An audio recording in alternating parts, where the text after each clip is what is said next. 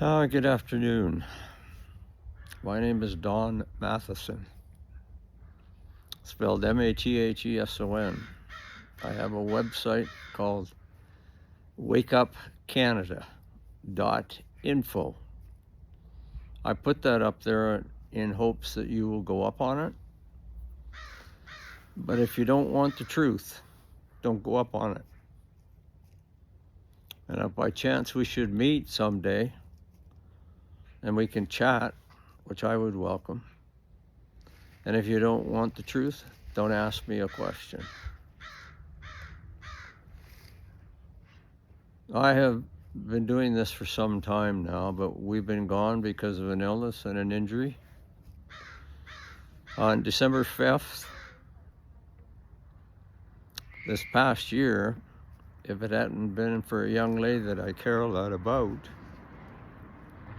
who said she was going to call an ambulance, I said, no, I'll be fine. It was about 4:30 in the morning. And if she hadn't called an ambulance, I wouldn't be here. Since December 5th and up until 2 weeks ago, I've been wearing a catheter. I call it my harness.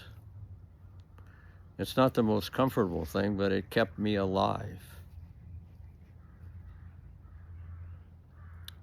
So for that, I'm grateful. I've had some time to reflect on some things. My conversations are going to be no different than what my former podcasts were.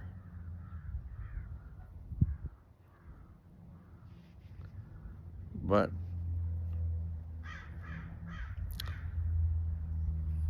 that day, I could have died.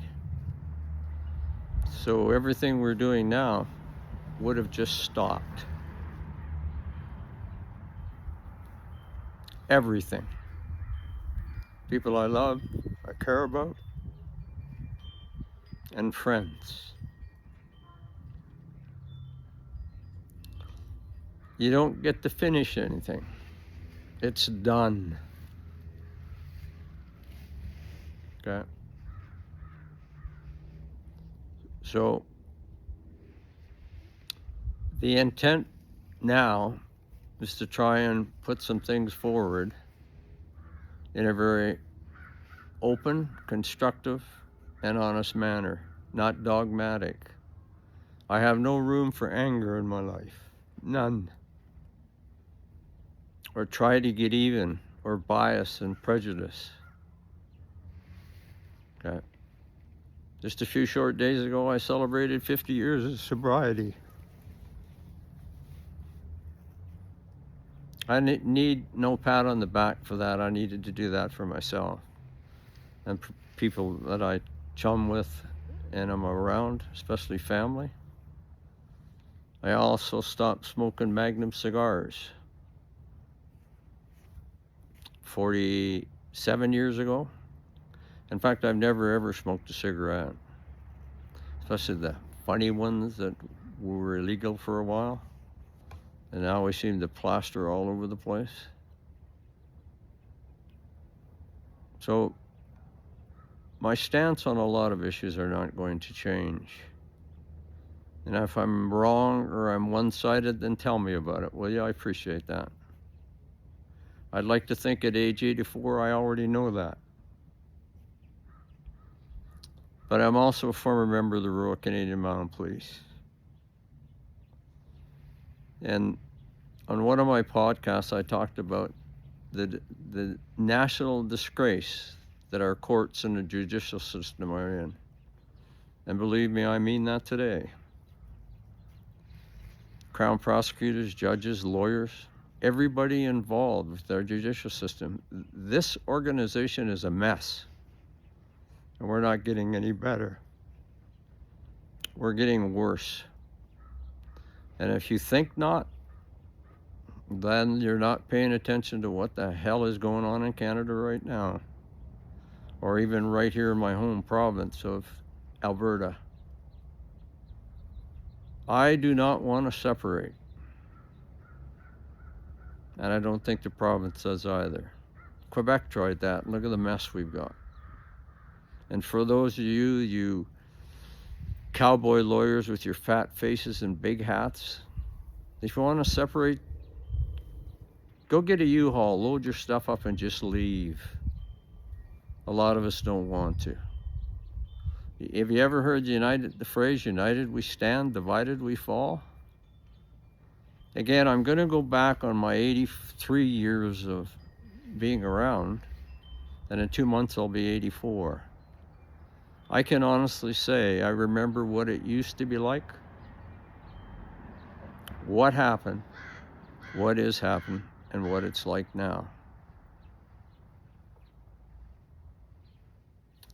There are 3 kinds of people in this world, especially in Canada. Those that make things happen, those that watch things that happen, and those that wonder what happened. Which one are you? Okay? And if you're not interested in this, especially you're not interested in the truth, turn me off, because I'm not going anywhere. Because my health has come back somewhat, you're going to see more of this face, but this face isn't going to have all the hair on it. Normally it has a pink beard, pink mustache. It's an anti-bullying beard for children. Pink shirt day in school. How are we doing with that, public? How the hell are we doing with that one? Well, I can tell you right now, we're doing worse, not better. And normally like say the color would be a bright pink. Well, in a couple days it will be, but I look like some kind of animal that just came out of the bush right now. And that takes me to, you shoot the messenger?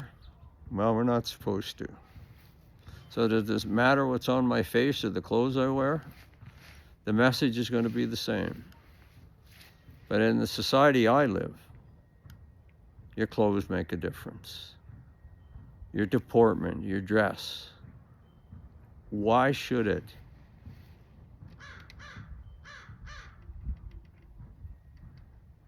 Okay. I might add today I'm sitting in Lacombe, Alberta at a home. Okay. It's my home right now. I rent it from my stepson. I don't like that word. But for things that are going to come up later, it helps you separate the relationship I have with the people I'm talking with.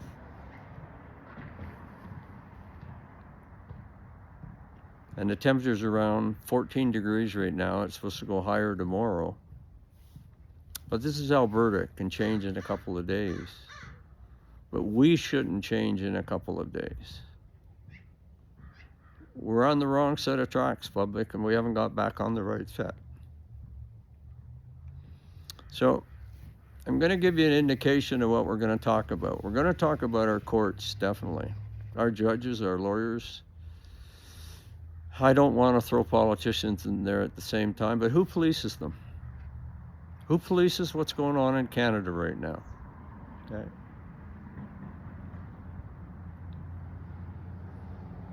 I have to relate to my service when I first joined the Royal Canadian Mounted Police. 1962. Spent 12 and a half months in Regina, so there went a year. And do I agree how they're training the Mounties? No, I sure don't. In those days, we were all accountable. Our words meant things, and we were accountable for those words. We're not anymore. There's a lot of Mounties right now that are not very happy that I'm probably sitting here. Okay. So, and I listen too often to people say, well, Don, I know a good Mountie. So do I. I know lots of good Mounties. But how are they managing to stay that way? And the question I would put to you, the public, if you know a lot of good Mounties, what are they doing about the bad ones? Nothing. You want to join the Mounted Police, you better be prepared to be able to say to yourself, deny, deny, deny, cover up, cover up, cover up. But I also want to say something I said in prior podcasts. There are over 300 other police forces in Canada.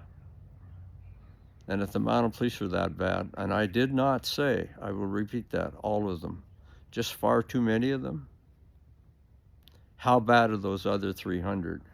Well, if you pay attention to the news media, be careful. A lot of that isn't even truthful anymore. A lot of news people talk about things they know nothing about, and so do you, the public.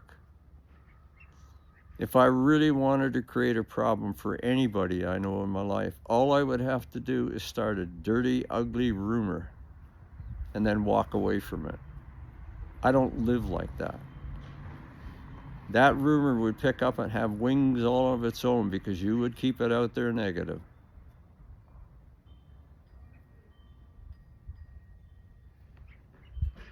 So, when are you, the public, going to get involved in some of these things? The only reason this is continuing to happen and Canada is becoming the way it is because you don't want to get involved. What's your phrase? Oh, keep me out of it, Don. I didn't cause it. I didn't create it. That's the reason it exists. I can go anywhere today. Example, fast food, Tim Hortons, A&W, McDonald's. You can name other ones. And I can find the same people almost daily, but I don't go into them daily. But when I do come in, they are sitting around in groups, ticked off, bitching and complaining. But they're going to be there next year doing the same thing because there's no effort for them to try and change it. We get involved sometimes only because it's happened to us personally. If you go up on the site, as I said, WakeUpCanada.info, I'm not going to repeat some things I said before. And I have a book. It's it's called the Quarterly. It's a Mounted Police Quarterly.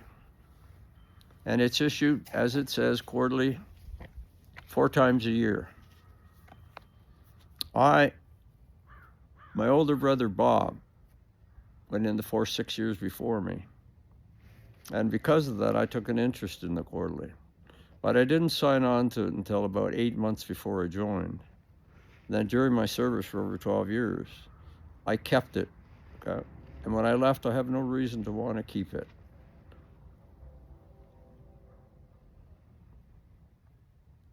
But lately, because of the way Canada is going and the systems inside it, I decided I need to do more, not less. Like I say, health has stopped me in some areas, but we're back. Okay? I'm limited to some of the things I can do right now, but shortly I won't be. And I guess what I'd love to say to you, I'm old, but I'm happy. But I'm sure as hell not happy when I look at what's going on inside Canada. And for those of you who want to say, oh, Donald Trump did all this. No, he didn't. We've had a lot of these issues for years. Did he add some issues for us? All right, so then let's deal with them. Let's not leave it up to somebody else. And I want to say this, first off, I'm a Canadian first. I live in Alberta. I've lived in 4 other provinces.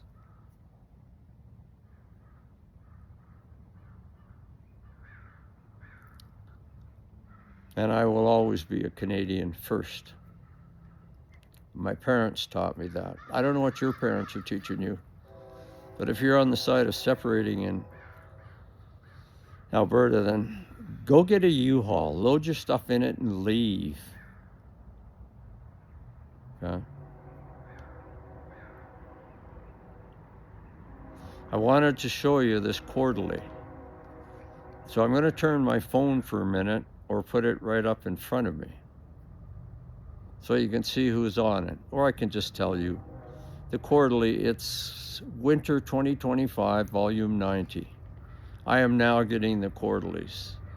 But thanks to a good sergeant, an honest sergeant living in Saskatchewan, I just picked up 250 Quarterlies that I'm going to start reading. I've read about 8 already, but I don't want to get too far in because I don't have the little stickers. to mark the pages so I don't have to reread the whole thing again. But in there I have found what happened and is happening to 31 other members of my troop. And that I really enjoy. Okay. And the magazine was originally put out for members. And because the members were losing interest in it, they put it out to families. And now you can go up and get the quarterly as well. There's no restrictions. Okay? I'm not sure the interest you would have at it, but because of these 250 quarterlies I have, there's no hiding by current members of what the hell has been going on in this outfit. Okay? I am the last person that wants to cause damage to the Royal Canadian Mounted Police. But I will talk about the truth. And there's a lot of Mounties out there. I have been arrested in the last 2 years twice, right here in Alberta. And I've had my car seized another time, with no reasonable and probable grounds for that to happen. Okay? At that time, I was 82 years of age. I got handcuffed, thrown in the back of a police car with my cuffs behind my back. And what is the force doing about this? What are the other members doing about it, except keep me out of it? You know, we have members today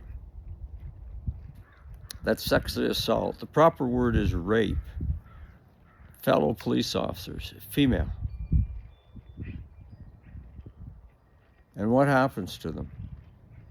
Nothing. Okay. I don't know where the discipline's gone in this outfit, or the accountability.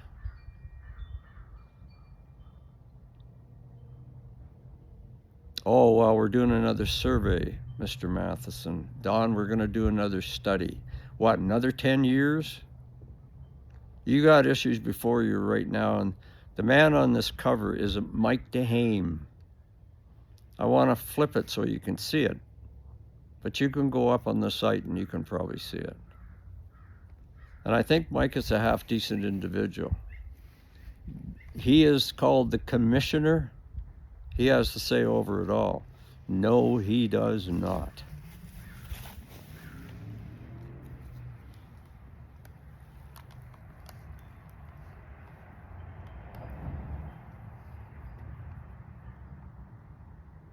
Thanks, Craig. Yeah. All right. My good friend Craig here just allowed you to see that book so I don't have to turn it, because then I have a hard time bringing it back. I have a 13-inch iPad. I'm not comfortable holding it. I've got surgery coming up on one eye so I can see a little better. I've got a set of hearing aids now so I can hear a lot better. Does it change the things that we're doing nothing about? No, it does not. That is up to you, the public. I guess I call you society. When I have this pink beard on over the past few years, and I've worn it for 10 years, and I intend to wear it until bullying stops. So I guess in all honesty, I'll be cremated in it, won't I? I got tired of listening to men wearing suits calling me an effing faggot. But they knew nothing about me. And does that upset me now? Of course it doesn't. It's the society I live in. So when are you, the public, the biggest part of society, going to try and get involved and do something about this? I'm going to switch right now over to an issue that in shortly you will get this one in detail. And it pertains to the Royal Canadian Mounted Police. And it was the death of a 33-year-old young fellow in Red Deer, Alberta. Okay. The mother and father, I'll call Vernon and Jane, And our members shot and killed this young fellow, saying, oh, well, he threatened our lives. I'm sick and tired of listening to that phrase. There were 4 of them in the basement of this home. This young lad was laying on the bed when they walked in. And I'm not going to go into a lot more detail of that. You're going to get it more, okay, shortly. But I want to let you know what's coming up. And I have 2 young girls that were killed the same way. You don't get disclosure the way we could get it years ago. You don't get the truth from the police, from the court, from the Crown prosecutors. And I guess to add to that, I would say that on the research I have done, being an ex-Mountie, 53% of all criminal charges laid in Canada never see the light of day. Never see the light of day. So what happens with it? Either withdrawn, negotiated, downplayed, or just simply run out of the proper time in which they had to be heard. In Red Deer, Alberta right now, 20 miles to my south, a city I was stationed in as well, in 1963. Population was 13,000. There were 11 of us. It's what, 116,000 now? I never thought I would ever get to the day when I would say there are a lot of Mounties I don't trust. And because of the 2 arrests, you're going to see that in detail. And I'm going to name every police officer involved.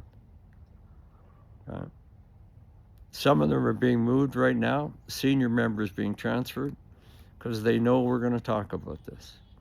And I'm not doing it for me now. I'm too old to do this. Okay? I'm going to do it for you, the young people that are coming up behind me. Because most of you people out there don't give a damn about this. So how do you expect it to change? All right? So what I wanted to inform you a little bit more about in detail, the young lad that was shot 6 times, tasered once. I have his clothes. I have viewed the basement of that scene. No, that death at the hands of the Mounted Police.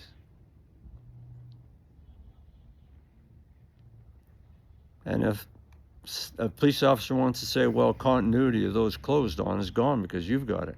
No, it hasn't gone. I got it from the coroner's office, right, via a Royal Canadian Mounted Police officer. And it hasn't left my sight, nor will it. And on the front of this shirt are 4 bullet holes, distinctly. Yet in the basement of that home of Vernon and Janet, in less than 4 minutes, those Mounties raced into that house. That young fellow was dead. I have a couple other stories similar to that. But my friend Craig and I took those shirts. They're heavily, so you can't pick something off it. In fact, it took me probably a week to get the chemical smell off the clothes. We put a light in behind that and put a bus behind it and blew it up. And there's 4 direct bullet holes in the front. There's 4 police officers in that basement. We're in different positions. It is not a big basement. Like I said, you'll be getting those measurements shortly and the photos of the basement.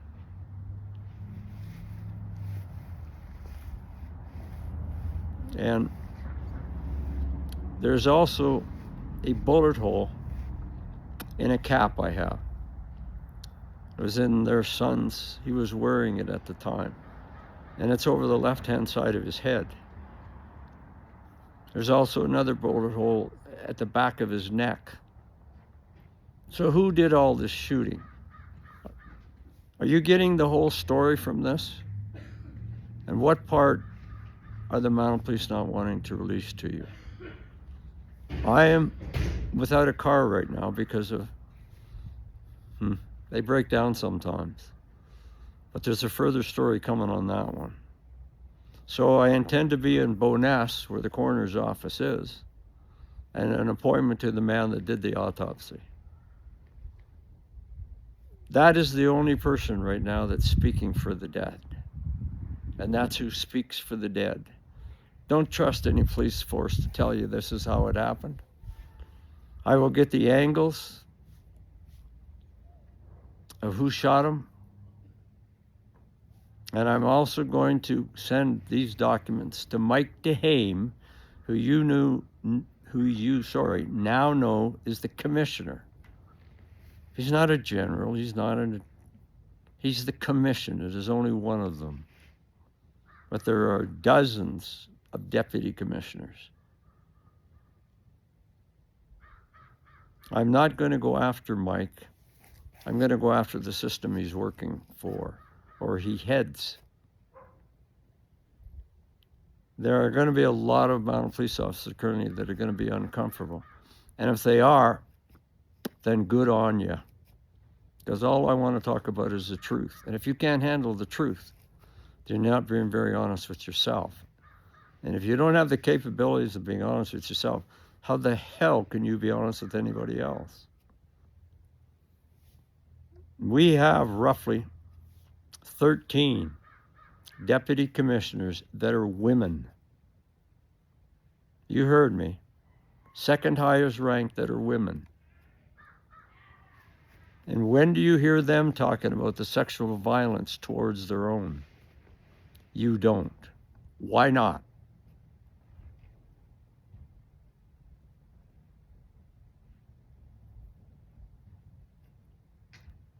So you will have documents that now you can say, well, I know a little bit more about this shooting, this death of this young man in Red Deer, Alberta. Do you even care? Well, most of us don't until it happens to us. I don't do protests. What I call them are awareness walks. Okay?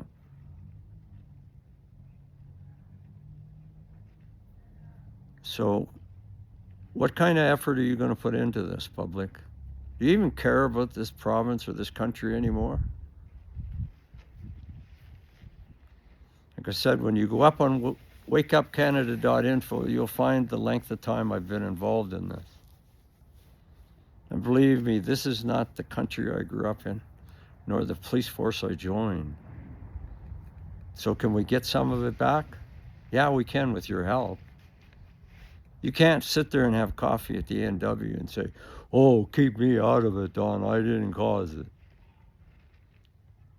My good friend Craig and I were down there half a year ago. One other group out of this group that I see down there all the time came up, pretty husky lad. I would put him about 40, 45. But one thing I did appreciate, he said, excuse me, to both Craig and I. I was wearing, my beard was quite pink at that time and quite full. And he said, okay, can I talk to you guys? I said, yeah, please. We were about to ask him to sit down. He just had one question he wanted to ask me. He said, how close to that oven door when you opened it were you to that pink cake that exploded in your face? I thought, what the hell? So he walks back to his table and they all get a good laugh over it. That's who we are as a society, but I didn't say all of you. So when are you going to do something for this country? A lot of this is on you, public. Okay? And the strongest feeling I have are for children, especially of divorce. Okay? You think things are okay in Canada? Well, they're not. And they're not because you, the public, don't want to do a damn thing about it. Okay? So when do you think you might step into this and try and do something about this? This is on us, public. Oh, by the way, I drive a Volkswagen Touareg that's being repaired right now, and on it are a lot of magnetic signs. They talk about what's happening in Canada. So, can I ask you to go up on my site? You can probably find others, but if you do, go up on them. Find out what the hell is going on in your own province and your country. Stop blaming everybody else. You know, I would like to think most of you are part of the solution. But today, I think most of you are part of the problem.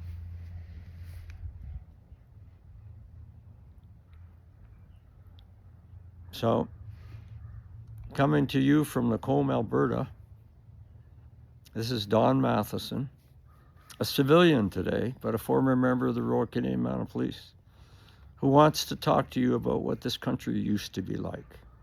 What happened, what is happening, and what it's like now. And as I said before, if you don't want the truth, don't go up on my site. Right? But one thing I want to say to you, oh, by the way, Happy New Year. A little old, isn't it? So is Easter. But they're going to come around each year. Are there going to be good changes coming up? I just want to quickly bring up another little book that I have here. Sorry for bending over. It's called the Constable's Manual. See the size of this?